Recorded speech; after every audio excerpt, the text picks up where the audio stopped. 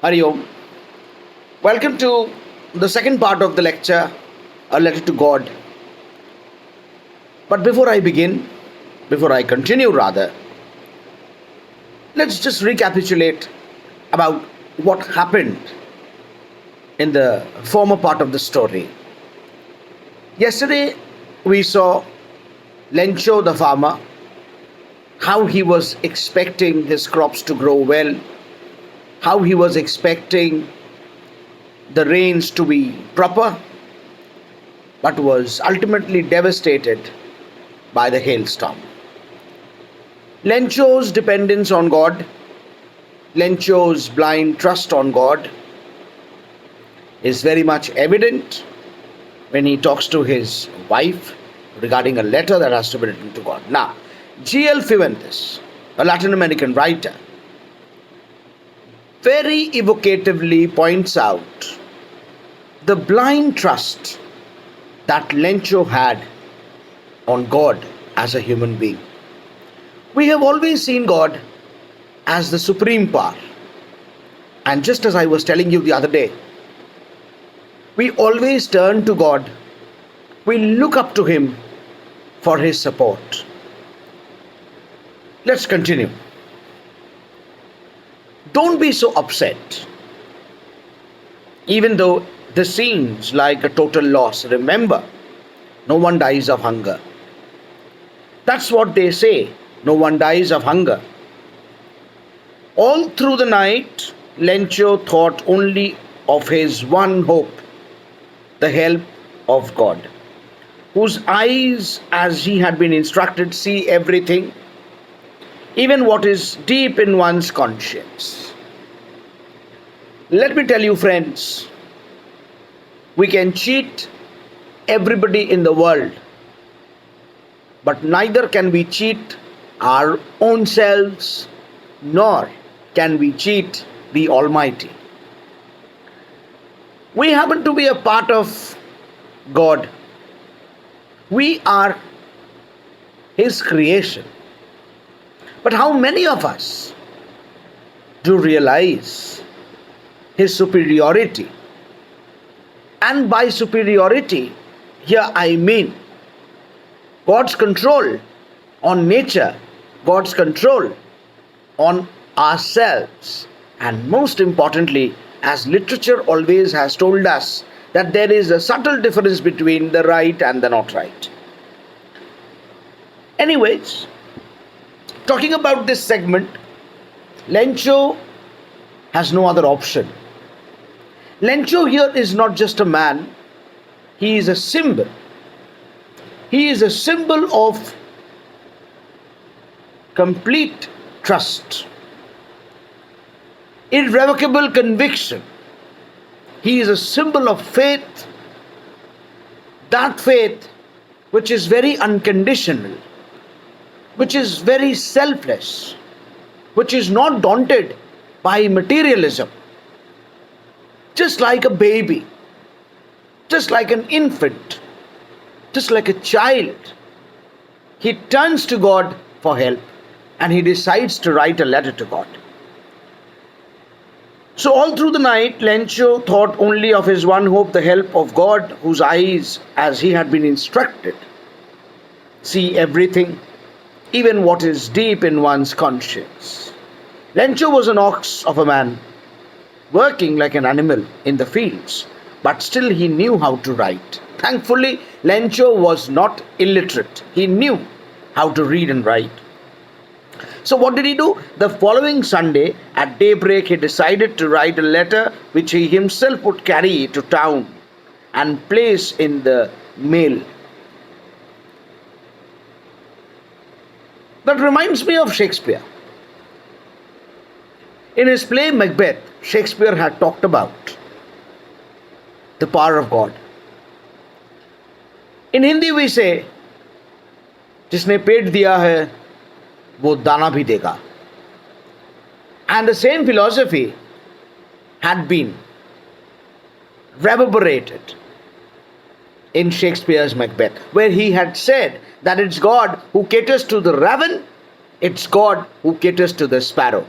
Now, symbolically speaking, Shakespeare talked about God's dominance and his concern for every individual. Lencho here is not unaware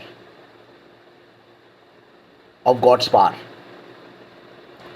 Like a child, like a baby, like an infant, he has got complete faith in God, and he knows that once he writes a letter to God, help will definitely be bestowed upon him. And that is exactly what he does. He writes a letter and he himself decides to post the letter. God, he wrote, if you don't help me, my family and I will go hungry this year. I need 100 pesos in order to sow my field again and to live until the crops comes, because the hailstorm. And he wrote the reason behind that. He said, you remember there was a movie, Oh My God, and how Paresh Rawal, the character, had filed a suit against God. Paresh Rawal actually, in that particular movie, in that particular film, he was the embodiment of logic and pragmatism. He detested, he denied, he defied blind faith. But in this story, the situation is not so. In this story, rather, Lencho, the protagonist, has complete faith in God's will, God's entity. And that is the reason why he writes the entire reason. He tells God, my crops got destroyed due to hailstorm. And at last he wrote to God on the envelope, put the letter inside, still troubled, went to town. At the post office, he placed a stamp on the letter and dropped it into the mailbox. His work was done. That is exactly what he wanted to do. He knew that God would definitely listen to him. He knew that God was actually watching him. And just as the religious texts tell us that we are nothing but God's children,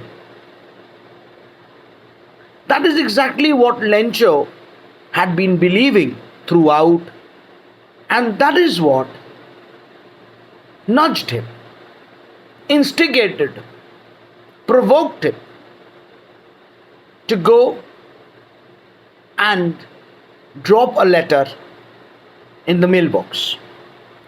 Now, at this point of time, the story undergoes a bifurcation.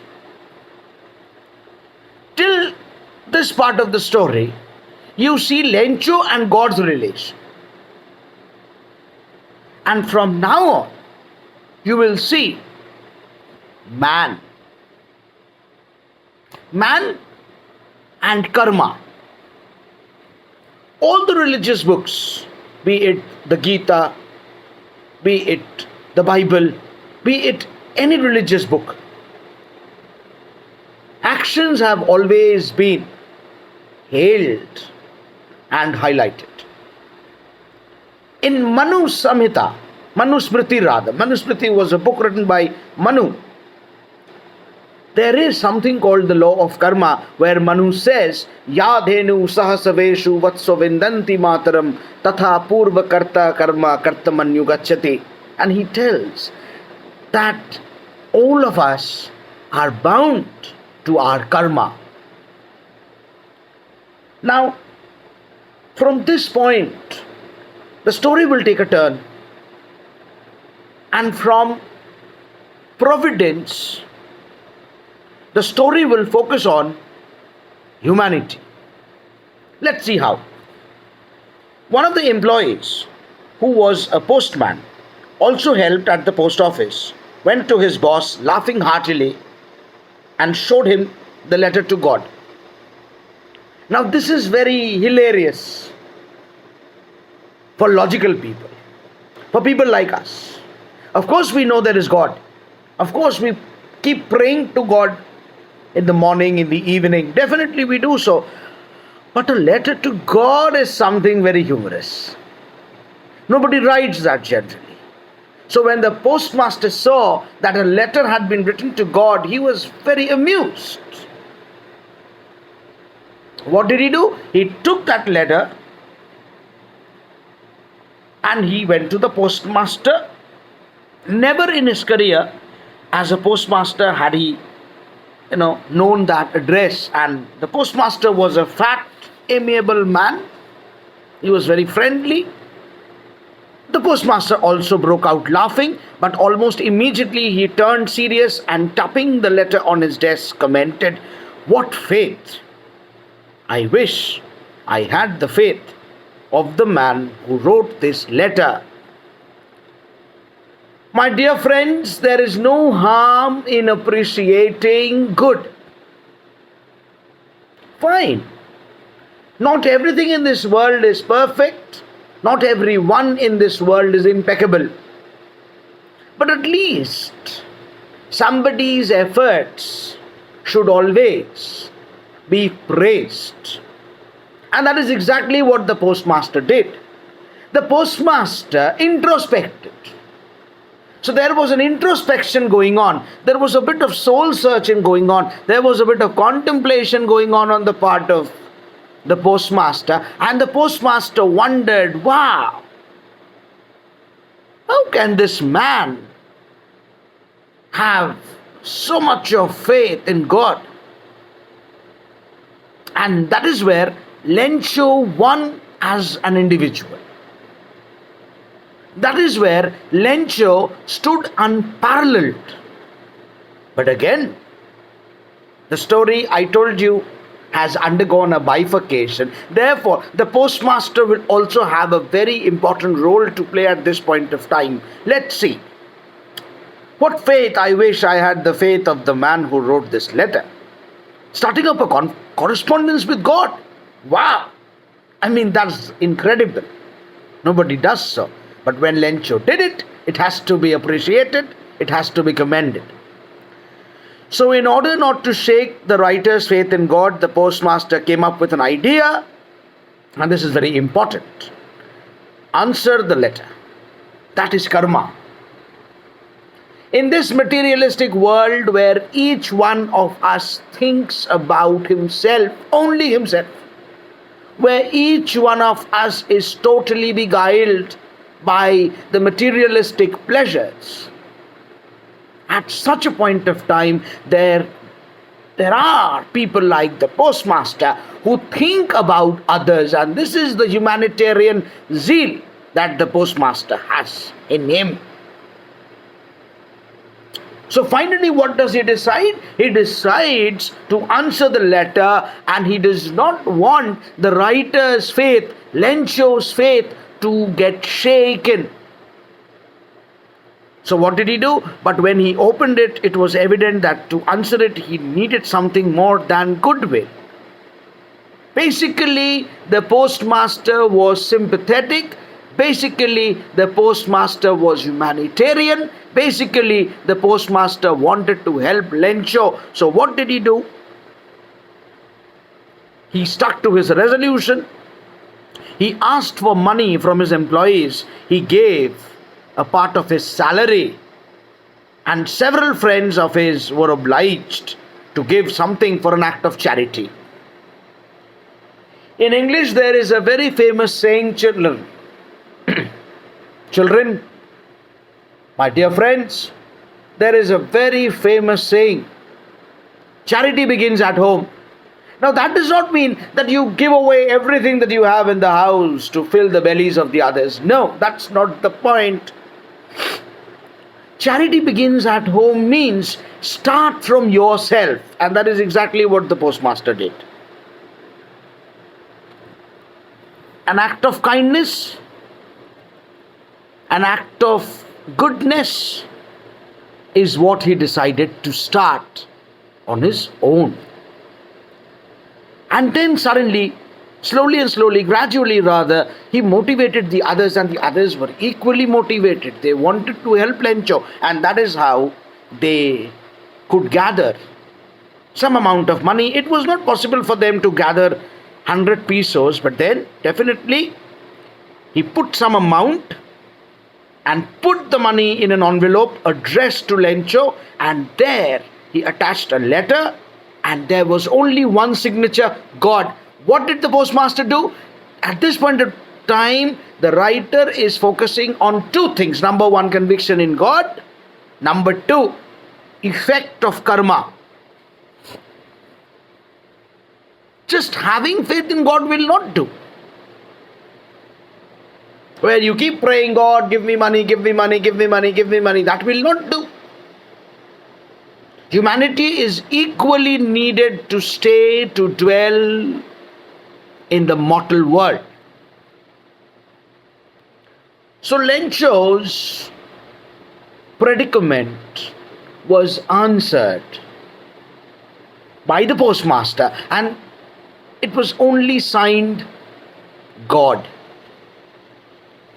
The following Sunday, Lencho came a bit earlier than usual to ask if there was a letter for him.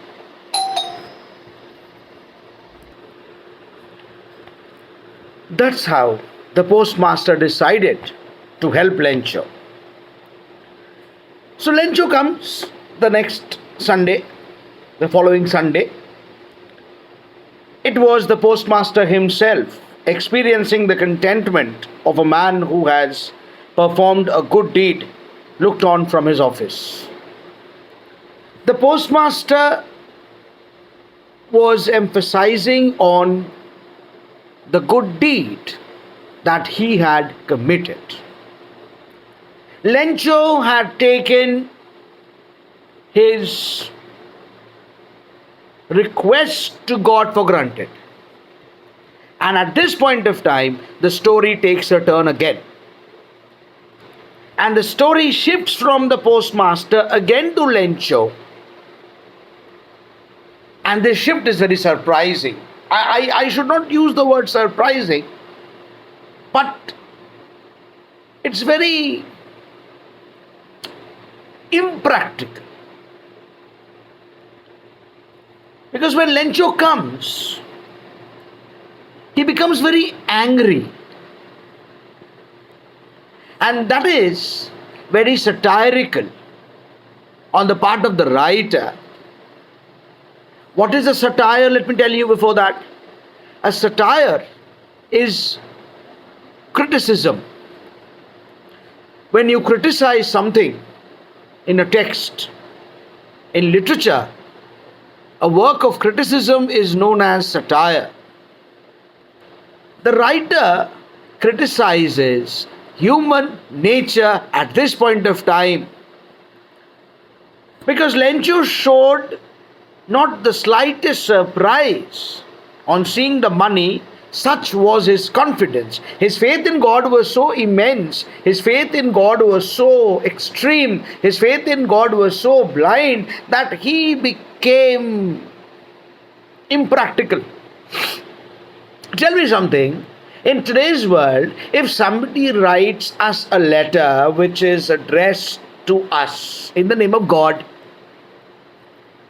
the first thing that we do is either we take it as a joke or we are skeptical about a chamatkar or a miracle that happens to us all of a sudden. Come on. We know God is present everywhere. But believe me, God is present through our deeds. God is not there to come and help us directly. God needs another man. And at this point of time, the postmaster was the man. Lencho should have been grateful. And that is where the criticism lies. Lencho should have been grateful. He should have done a bit of introspection. He should have been a bit skeptical and analytical about the source of money. But he did not do that. Instead, what did he do? Immediately he went up to the window to ask for paper and ink. On the public writing table, he started to write. With much wrinkling of his brow, he was irritated. He had taken God for granted. I mean, there is no problem if you take, or you take God as a guardian. There is no problem if you have blind faith in God, but do not take God for granted. And that is what you did. You received the help of God through the postmaster without realizing the help, without being grateful, without being thankful, without acknowledging the source of help. What did you do? You felt irritated. You felt completely, I must say, selfish at a point of time. When he finished, he went to the window to buy a stamp, which he licked and affixed to the envelope with the blow of his fist. The moment the letter fell into the mailbox, postmaster went to open it. It said, now that's the turning point of the story. God, of the money that I asked you, only 70 pesos reached me. Send me the rest, since I need it very much. But don't send it to me through the mail, because the post office employees are a bunch of crooks. Lencho. How ironical. How ironical and how impractical. Non-pragmatic kind of an attitude.